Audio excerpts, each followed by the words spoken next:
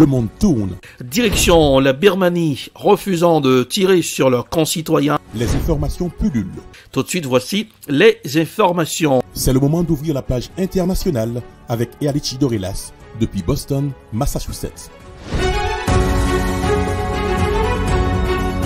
Mesdames, Messieurs, bonsoir. Bienvenue à la page internationale au grand journal du 14h en direct depuis la newsroom dans la capitale des grandes universités du monde, Boston, Massachusetts.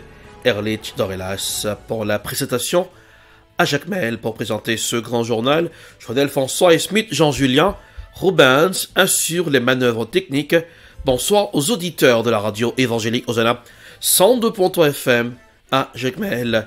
Direction l'Argentine, plusieurs milliers de partisans de la gauche en Argentine ont défilé hier mardi à Buenos Aires pour dénoncer l'accord conclu entre le gouvernement de centre-gauche du président Alberto Fernandez et le Fonds monétaire international FMI sur le remboursement de près de 44 milliards de dollars. Voici un reportage signé France 24. L'artère principale de Buenos Aires entièrement investie par les manifestants. Des milliers de partisans de la gauche argentine crient leur opposition à l'accord passé entre le FMI et leur gouvernement pour rééchelonner une dette colossale, 44 milliards de dollars. Et pour eux, ce n'est pas aux citoyens de payer la facture. Tout cela n'a rien à voir avec les besoins des travailleurs et du peuple. Tout cela ne sert qu'à payer une dette illégitime, impossible à rembourser, que le gouvernement a choisi de payer alors qu'il ne reste rien. Avant la ratification, le texte doit passer l'étape du Parlement, où le gouvernement ne dispose pas de majorité absolue. Dans un pays où 40% de la population vit sous le seuil de pauvreté, cet énième accord est celui de trop. En 60 ans, les gouvernements successifs ont déjà sollicité à plus de 20 reprises l'aide du FMI. La dernière fois, c'était en 2018, sous l'ère du président libéral Mauricio Macri. Qui est l'escroc ici? C'est Macri avec sa dette de 44 milliards. Tout cet argent a disparu comme par magie. Et maintenant, ils veulent que ce soit le peuple qui rembourse. L'accord prévoit de rééchelonner le remboursement de la dette jusqu'en 2036, de réduire le déficit public et de contrôler l'inflation. Le président Fernandez assure que ces mesures n'affecteront pas les dépenses sociales ni la croissance économique. Mais le gouvernement peine à freiner l'inflation, 51% en 2021, impactant directement la vie des Argentins, déjà fortement touchés par la contraction de l'économie liée à la pandémie. En Tunisie, le président tunisien Kais Saïed Fifas mardi sous pression croissante des juges dans son pays, mais aussi des Occidentaux, après sa décision controversée de dissoudre un organe judiciaire clé vu comme un revers démocratique dans le berceau du printemps arabe. Voici un reportage signé Africa News. Après avoir suspendu le Parlement et limogé le gouvernement en juillet dernier, le président tunisien a dissous le Conseil supérieur de la magistrature, une instance indépendante créée en 2016 pour nommer les juges. Et pour les magistrats, c'est la goutte d'eau qui fait déborder le vase. Depuis cette décision controversée, Kais Saïed fait donc face aux pressions croissantes des juges. La dissolution de cet organe judiciaire clé est vue comme un revers démocratique, mais le président tunisien, qui a souvent critiqué une partie des juges qu'il accuse de corruption, estime que le Conseil supérieur de la magistrature a notamment ralenti des enquêtes sur les assassinats en 2013 de 2 militants de gauche. Il accuse aussi l'organe judiciaire d'être manipulé par le parti islamiste Ennahda, parti qu'il s'efforce de marginaliser depuis son coup de force de juillet. C'est donc un bras de fer qui s'annonce entre le président et les juges. Pour protester contre cette mesure, l'association des magistrats tunisiens a annoncé une grève cette semaine. Le triangle Weimar en action, front uni de l'Allemagne, de la France et de la Pologne dans la crise ukrainienne.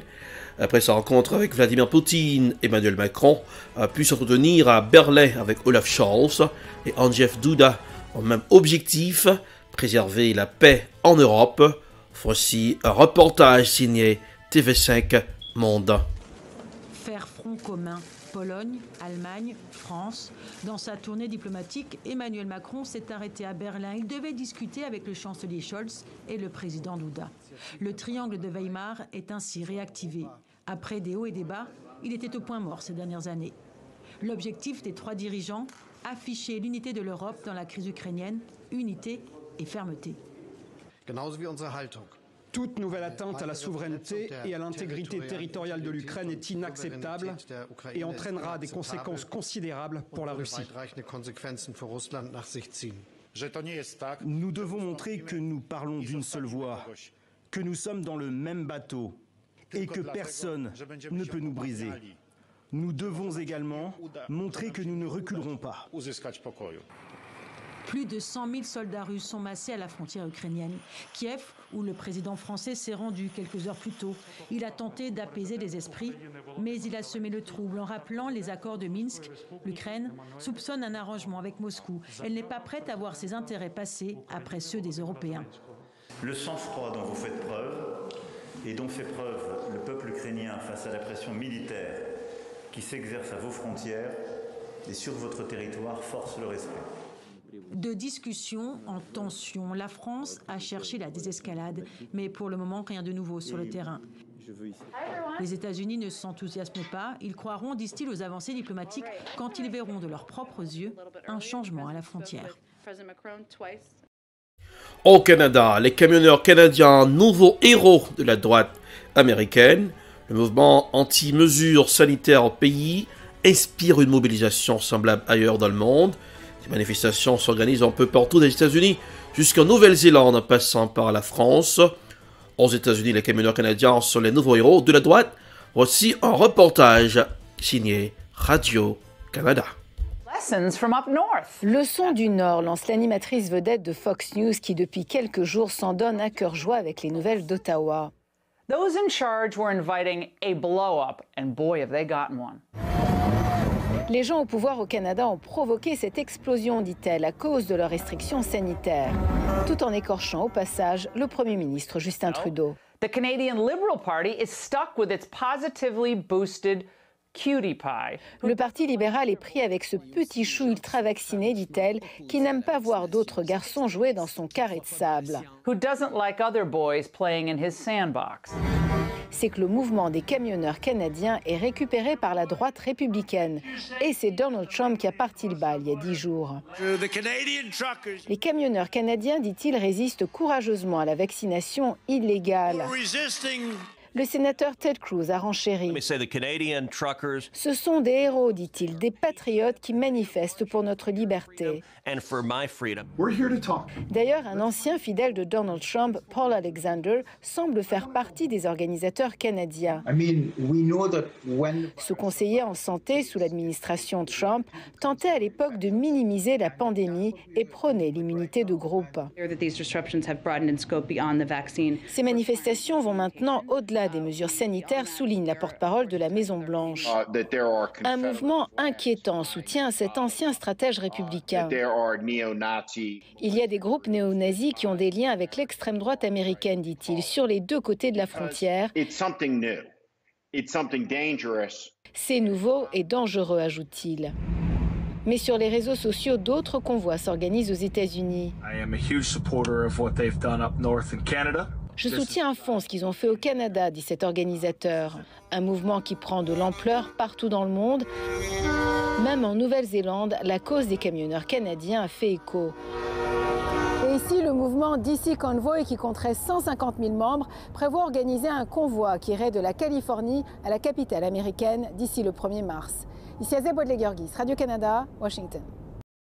Direction la Cour internationale de justice, l'Ouganda va devoir verser 325 millions de dollars de réparation à la République démocratique du Congo, au titre de l'évasion de l'Est du territoire congolais lors de la guerre de 1998 à 2003. A statué mercredi la Cour internationale de justice, décryptage avec l'envoyé spécial de France 24. On repart à La Haye, on a retrouvé Stéphanie Mopa. Stéphanie, vous nous parliez donc de ces réparations que l'Ouganda devra verser à la République démocratique du Congo après donc cette deuxième guerre du Congo. 325 millions de dollars, bien loin des 11 milliards de dollars que demandait Kinshasa. Oui, effectivement, en fait, les juges ont expliqué qu'ils avaient eu des difficultés à trouver les preuves détaillées pour évaluer le préjudice, mais ils ont quand même estimé que pour les attaques, les dommages aux personnes, ils attribuaient 225 millions de dollars. Alors, ça concerne les 10 à 15 000 personnes qui auraient été tuées par les troupes ougandaises, par l'occupation ougandaise, l'enrôlement d'enfants soldats, les victimes de viols et de violences sexuelles. 40 millions sont destinés à la destruction des biens en Ituri et 60 millions à la destruction des ressources naturelles, l'or, le coltan, le diamant, le bois d'œuvre, en fait toutes les ressources qui avaient été pillées par l'armée d'occupation. Les juges ont aussi demandé aux deux États, au Congo et à l'Ouganda, de faire en sorte d'améliorer, d'essayer d'aménager en fait la réconciliation entre les tribus Lendu et Ema. Vous savez, ces deux tribus qui sont dans l'Ituri et qui avaient subi et participé à ce conflit pour l'une ou l'autre des parties. Alors les juges ont aussi imposé un calendrier tous les ans. Au 1er septembre, l'Ouganda devra s'acquitter d'une partie du montant de 65 millions de dollars tous les ans au 1er septembre jusqu'à 2026. Et en cas de retard dans ces paiements, le taux qui a été imposé par la Cour est de 6% d'intérêt par an. Donc voilà pour ce calendrier. Pour la Cour, cette affaire est close. Maintenant, il va falloir voir si l'Ouganda accepte de payer ces réparations. En tout cas, elles sont vraiment beaucoup moins importantes que ce que réclamait la RDC. Merci beaucoup pour ce point, Stéphanie Maupas depuis La Haye.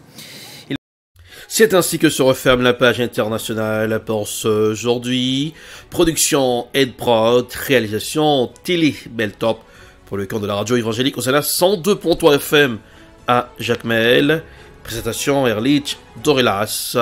Nous avons du soleil pour ce aujourd'hui à Boston, couleur du temps 41 degrés Fahrenheit, 5 degrés Celsius à Jacmel, 84 degrés Fahrenheit, 29 degrés Celsius.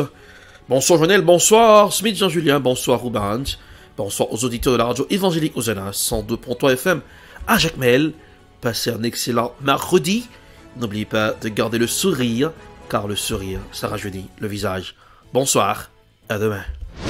C'était la page internationale avec Erlich Dorelas.